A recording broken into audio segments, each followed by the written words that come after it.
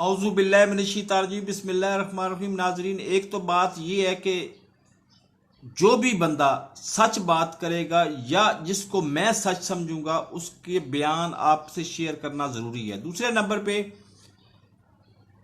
वो आजकल peoples party में, और मैं पीपल्स पार्टी का बदतरीन मुखालफ हूं, लेकिन वो बहुत बड़ी दानश्वर भी हैं।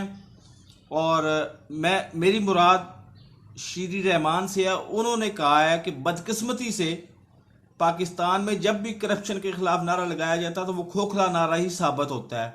तो बिल्कुल 110% उन्होंने ठीक कहा है। लेकिन बदकिस्मती की इंतहा ये है कि जब पीपल्स पार्टी कभी इक़्तिदार में आएगी या आई थी, उसने भी करप्शन का नारा लगाया था तो वो खोखला नारा ही था।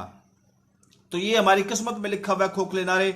मेरा चैनल अब तक आपने सब्सक्राइब नहीं किया तो सब्सक्राइब कर लें, साथ लगे बेल आइकन को दबा के ऑल नोटिफिकेशन को ऑन कर दें ताकि मेरी हर नई आने वाली वीडियो का नोटिफिकेशन आपको बर वक्त मिल सके। अल्लाह हाफिज।